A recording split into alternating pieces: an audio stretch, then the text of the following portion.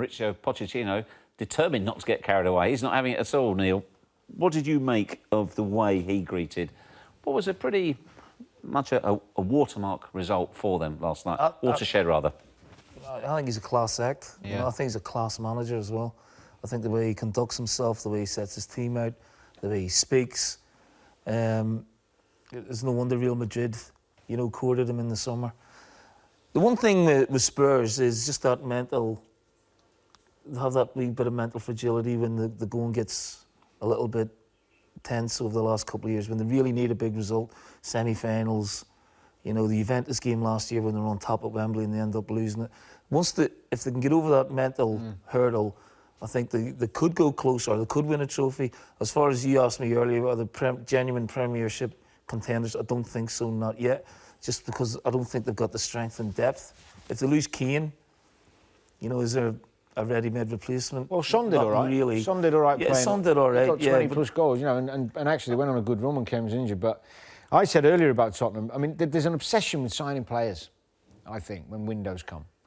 And I said, hindsight's a wonderful thing, but Moira didn't get going last season. He came in and I saw him 3 times live, and he was very good. And I thought, they've got a player here.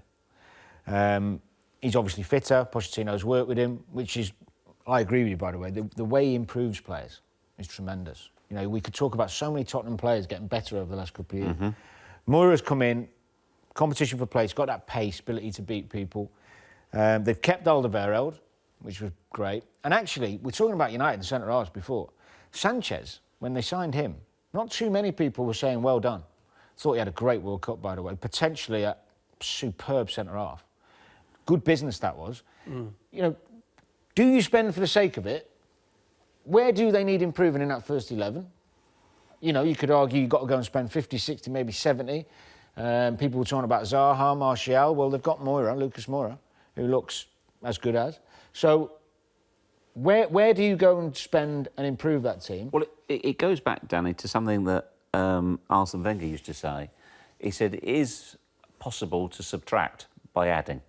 Correct. I.e., you've got a group here already.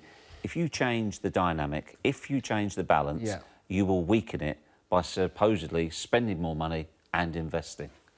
I mean, I thought that game last night, obviously, particularly with the reaction afterwards, was all about Mourinho and Manchester United. I mean, I thought that game last night was as big for Tottenham as it was for United, because I think Neil's absolutely right. You know, it's easy to... I think a couple of the writers in the papers this morning mentioned the days when Fergie used to say, come on, lads, it's Tottenham. You know, i.e., it's going to be, they're flaky, it's going to be easy. They bottle it on the big occasions when the chips are really down. And they didn't do that last night. And, OK, they rode their luck a little bit when Lukaku missed that chance, but they didn't do that. And actually, they won 3-0 at Old Trafford. I think is it their biggest win there, 46 years or something. Mm-hmm. You know, I thought it was a huge night for them. It's a huge night for Pochettino. The Pochettino team hadn't even scored a goal at Old Trafford before last night. I think they're in need of big statement wins like that. Mm-hmm. And I think that, you know, I kind of agree with Neil that I'd be surprised if they won the title. But I think a win last night takes them a stage further down the line. Is something about his record against the top 6? Yeah, I think they'd won 2 in 22, away from home especially. It's their away form against the top 2. They need to change that, obviously, if they're going to be title. Well, for the record, Jeff, I would love to see Tottenham win the Premiership title. It's just, I love watching them play. I admire the manager. I think they're a very forward-thinking club, and the style of football is a joy to watch at times. The other thing they do really well, and this is where there's always this balance between bringing in superstar players to try and kick on and compete and win trophies. But actually, you know, Tottenham do have some good young players. You know, I'm a big fan of Winks. I know he had injuries, but when he was in the side early last year and he went out and played in Madrid, that mature performance, the game at Wembley, he was superb. Kane emerging, I know he went out on loan, but him having the platform at Tottenham to do that. Dele Alli coming in, playing straight away. Would he have played at United or Liverpool? Not so sure. But even as you say, I mean, you made the point about Lucas Moura as well. Some clubs he'd have just been pushed. You know, one kind of ordinary season, he'd have been marginalised, and that hasn't happened. I mean, Again, that was a huge performance. And Son's a revelation as well, I think. He's a brilliant player. He's unbelievably his good. progression. And clinical, and his pace, and both feet, and a huge improvement in him last season. I think Pochettino's The players love him, don't Trippier. they? Yeah. Yeah, one of our best players. I think you could go around the team and name so many who've improved on Two left backs are quality as well. They've got good options. This is my point about going. I understand that you always want to see one or maybe two good ones. Yeah. But it's hard if you're playing Champions League and Premier League, of course. But Tottenham, to improve that squad, they've got to spend a lot of money.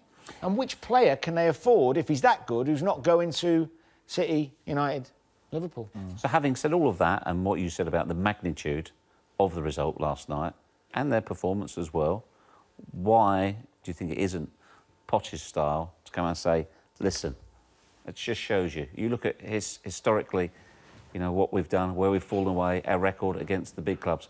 Why not come out and say that now? Because he's smart, because he doesn't want to put any extra pressure on his team, and because he probably knows that Spurs are still probably underdogs if Man City, you know, Man City crank it up a gear or two, and Liverpool possibly slightly ahead of them. So he doesn't want to put any extra pressure on the team. But they know how good they are. I mean, they're going to be there or thereabouts.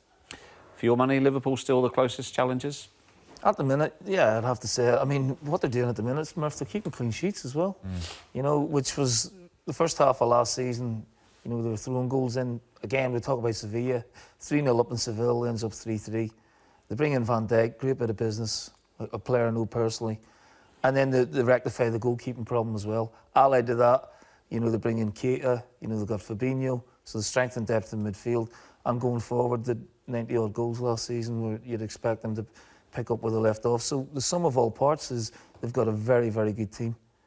They've got Gomez as well, who I think is why they didn't... The only area people say maybe another centre-half. I know Lovren had a good World Cup and deserves great credit, actually, for coming back from a really tough spell last season. I don't know if you saw the game at Tottenham when Kane destroyed him and he got subbed half-time and he struggled a little bit after that. But he had a great World Cup and he gives them competition. But I think Gomez... I spoke to Steve Holland about him. I seen him play fullback at Liverpool, and sometimes he got a bit trapped as a fullback with his distribution a little bit.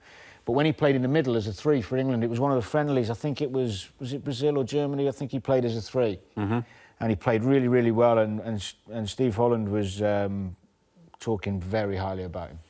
And I think Liverpool didn't go and get one, because they think he could be... And actually, he played, didn't he, against... He is playing at the moment, yeah. Played against Palace, didn't he? Yeah. Centre-half. And super athlete, powerful, calm, decent enough with the ball.